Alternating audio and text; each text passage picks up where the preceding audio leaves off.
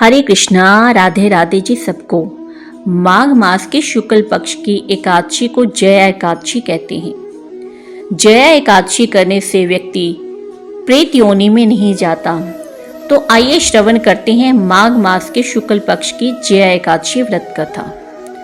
युधिष्ठिर ने भगवान श्री कृष्ण से पूछा, भगवान कृपा करके यह बताइए कि माघ मास के शुक्ल पक्ष में कौन सी एकादशी होती है, उसकी विधि क्या है तथा उसमें किस देवता का पूजन किया जाता है। भगवान श्री कृष्ण बोले, हे राजेंद्र, माघ मास के शुक्ल पक्ष में जो एकादशी होती है उसका नाम जया है।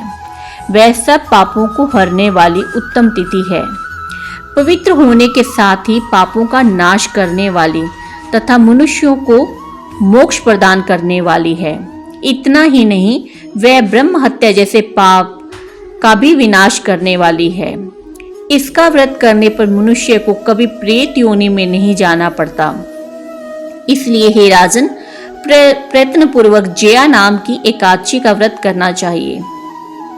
एक समय की बात है, स्वर्ग लोक में देवराज इंद्र राज्य करते थे। देवगण परिजात वृक्षों से युक्त नंदन वन में अप्सराओं के साथ विहार कर रहे थे। 50 करोड़ गंधर्वों के नायक देवराज इंद्र ने स्वेच्छानुसार वन में विहार करते हुए बड़े हर्ष के साथ नृत्य का आयोजन किया। गंधर्व उसमें गान कर रहे थे, जिनमें पुष्पदंत, चित्रसेन तथा उसका पुत्र ये 3 प्रधान थे। चित्रसेन की स्त्री का नाम मालिनी था। मालिनी से एक कन्या उत्पन्न हुई थी जो पुष्पवंती के नाम से विख्यात थी। पुष्पदंत गंधर्व का एक पुत्र था जिसको लोग माल्यवान कहते थे। माल्यवान पुष्पवंती के रूप पर अत्यंत मोहित था। ये दोनों भी इंद्र के संतोषार्थ नृत्य करने के लिए आए थे। इन दोनों का गान हो रहा था। इनके साथ अप्सराएं भी थी। परस्पर अनुराग के कारण ये दोनों मोह के वशीभूत हो गए। चित्त में भ्रांति आ गई, इसलिए वे शुद्ध गान न गा सके। कभी ताल भंग हो जाता था तो कभी गीत बंद हो जाता था। इंद्र ने इस प्रमाद पर विचार किया और इसे अपना अपमान समझकर वे कुपित हो गए। अतः इन दोनों को शाप देते हुए बोले, ओ मूर्खो, तुम दोनों को धिक्कार है। तुम लोग पतित और मेरी आज्ञा भंग करने वाले हो।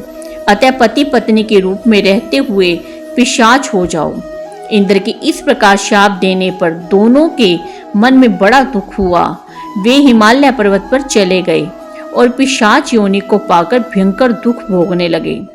शारीरिक पातक से उत्पन्न ताप से पीड़ित होकर दोनों ही पर्वत की कंदराओं में विचरते रहते थे। एक दिन पिशाच ने अपनी पत्नी पिशाची से कहा, हमने कौन सा पाप किया है जिससे यह पिशाच योनि प्राप्त हुई है।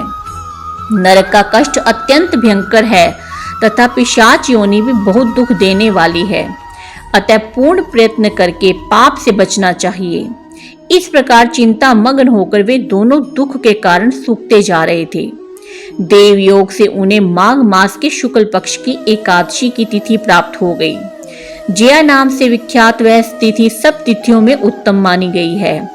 उस दिन उन दोनों ने सब प्रकार के आहार त्याग दिए, जल पान तक नहीं किया, किसी जीव की हिंसा नहीं की, यहाँ तक कि खाने के लिए फल तक नहीं काटा। निरंतर दुख से युक्त होकर वे एक पीपल के समीप बैठे रहे। सूर्यास्त हो गया। उनके प्राण हर लेने वाली भयंकर रात्रि उपस्थित हुई। उन्हें नींद नहीं आई। वे रति या और कोई सुख भी नहीं पा सके। सूर्योदय हुआ, द्वादशी का दिन आया। इस प्रकार उस पिशाच दंपति के द्वारा जया के उत्तम व्रत का पालन हो गया। उन्होंने रात में जागरण भी किया था। उस व्रत के प्रभाव से तथा भगवान विष्णु की भक्त शक्ति से उन दोनों का पिशाचत्व दूर हो गया। पुष्पवंती और माल्यवान अपने पूर्व रूप में आ गए। उनके हृदय में वही पुराना स्नेह उमड़ रहा था। उनके शरीर पर पहले जैसे ही अलंकार शोभा पा रहे थे। वे दोनों मनोहर रूप धारण करके विमान पर बैठे और स्वर्ग लोक में चले गए। वहां देवराज इंद्र के सामने जाकर दोनों ने बड़ी प्रसन्नता के साथ उन्हें प्रणाम किया। उन्हें इस रूप में उपस्थित देखकर इंद्र को बड़ा विस्मय हुआ। उन्होंने पूछा, बताओ किस पुण्य के प्रभाव से तुम दोनों का पिशाचत्व दूर हुआ है।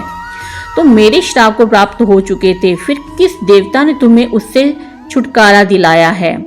माल्यवान बोला, हे स्वामी, भगवान वासुदेव की कृपा तथा जया नामक एकादशी के व्रत से हमारा यह दोष दूर हुआ है। इंद्र से कहा, तो अब तुम दोनों मेरे कहने से सुधापन करो। जो लोग एकादशी के व्रत में तत्पर और भगवान श्री कृष्ण की शरणागत होते हैं, वे हमारे भी पूजनीय होते हैं। भगवान श्री कृष्ण कहते हैं, हे राजन, इस कारण एकादशी का व्रत करना चाहिए। नृपश्रेष्ठ जया ब्रह्म हत्या का पाप भी दूर करने वाली है। जिसने जया का व्रत किया है, उसने सब प्रकार के दान दे दिए और संपूर्ण यज्ञों का अनुष्ठान कर लिया। इस व्रत को करने से व्यक्ति को वैकुंठ धाम की प्राप्ति होती है और वह पिशाच योनि से मुक्त हो जाता है। इसको करने मात्र से और इसका श्रवण करने से ही व्यक्ति को पुण्य की फल प्राप्ति होती है। इसी के साथ यह कथा समाप्त होती है। हरि बोल, हरि बोल, हरि बोल।